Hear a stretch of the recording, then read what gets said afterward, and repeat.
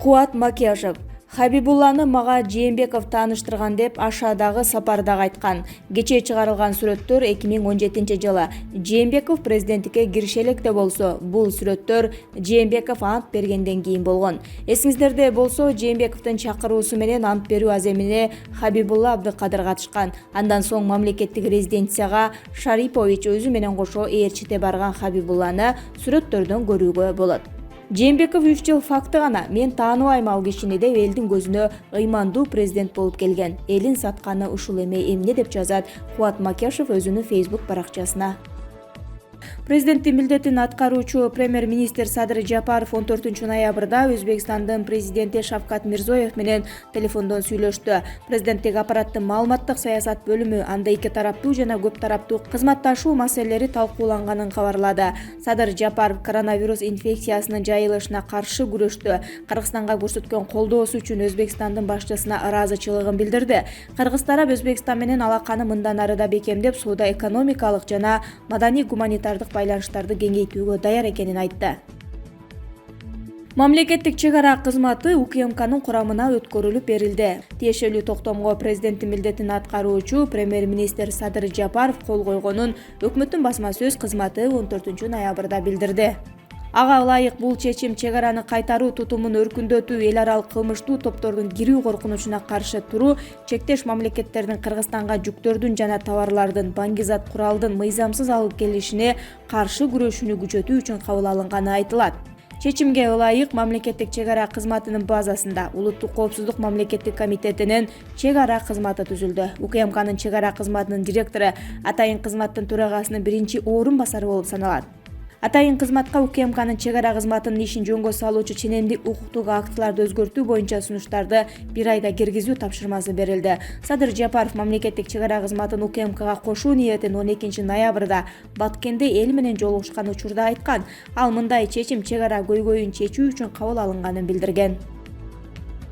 Коронавирус чуккан 129 адамдын абалы өтө оор.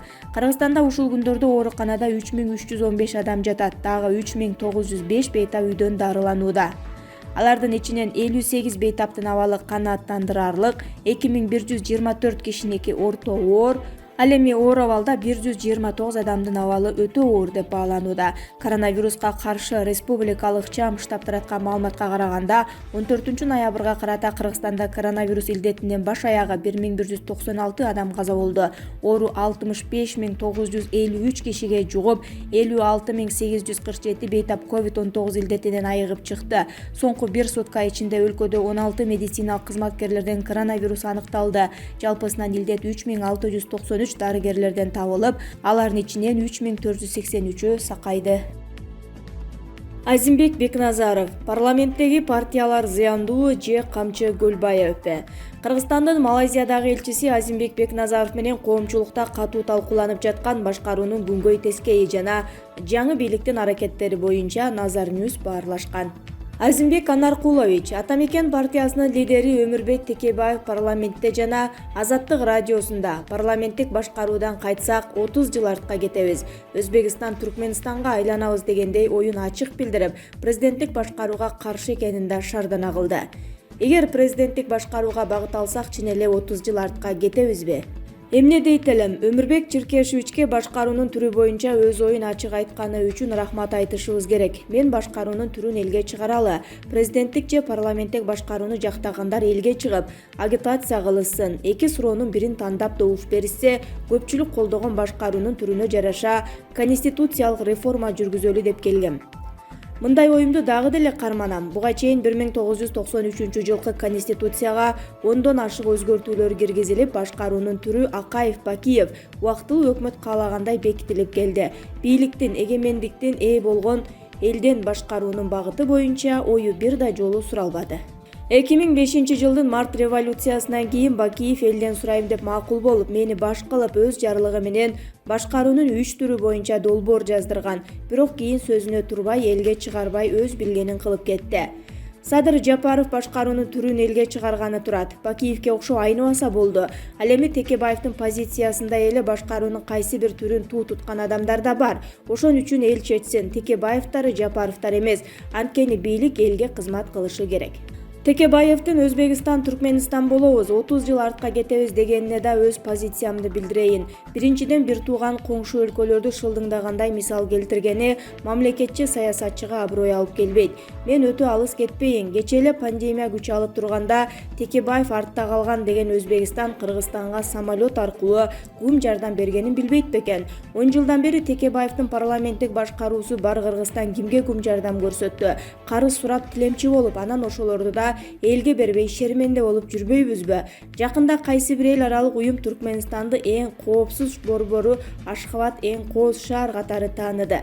Сингапур, Малайзия жана башка алдыңкы деген өлкөлөр артта калды. Муну Текебаев окубаса керек.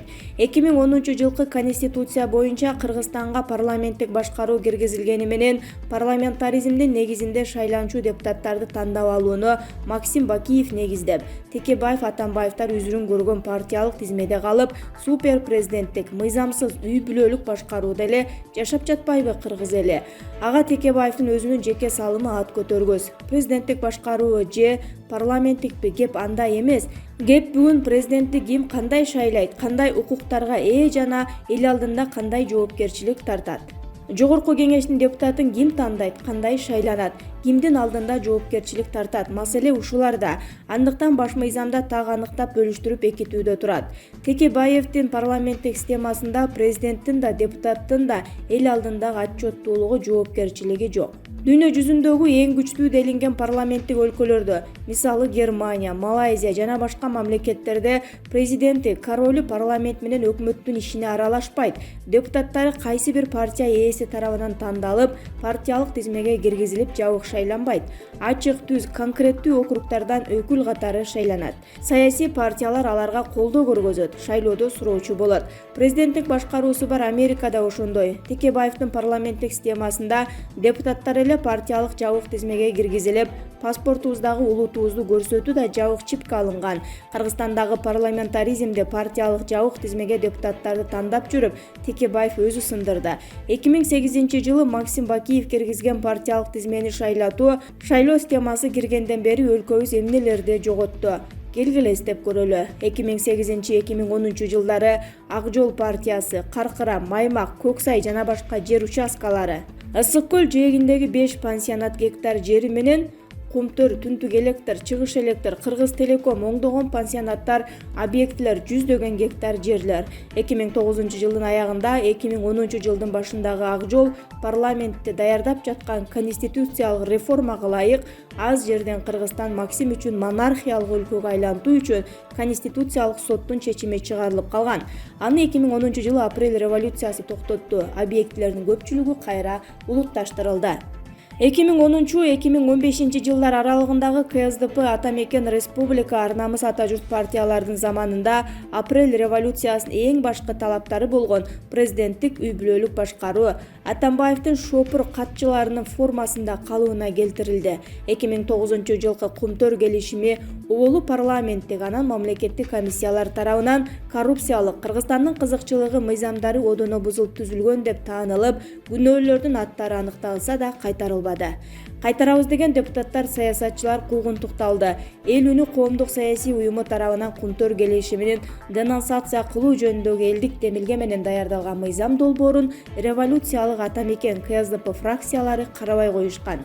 Кумтордогу коррупциялык схема азырда улантылып, экономикалык, экологиялык зыяндардын өлчөмү да көбөйүүдө. Улутташтырылган бир топ объектилер, мисалы БНКнын объектилери мыйзам бузуу менен болгону 3 миллион АКШ долларына бааланып, түз сатылып, кайра тез эле 10 эсе кымбатка сатылган. Кыргыз газ 1 долларга сатылган. Нарын Каската, Рус Гидрого, анан кайра башка фирмага сатылып, ортодо ГЭСтер курулбай, Кыргызстан оңдогон миллион доллар зыян тарткан.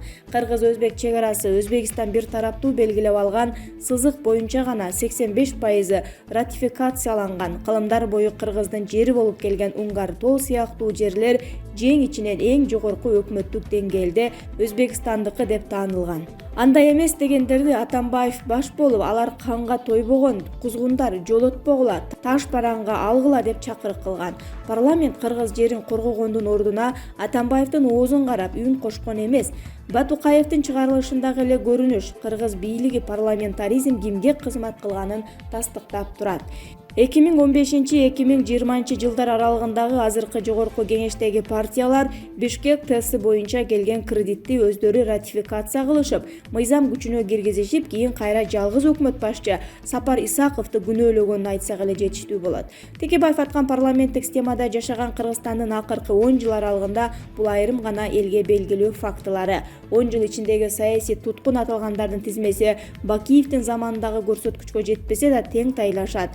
Жаңылануу, тазалануу, алга өнүгүү процесстерин мамлекеттүүлүктү, анын эгемендигин бекемдөө, элдин ынтымагын чыңдоо саясатын акыркы партиялык тизмени шайлатууга кирген 13 жылдын ичинде көргөн жокмун.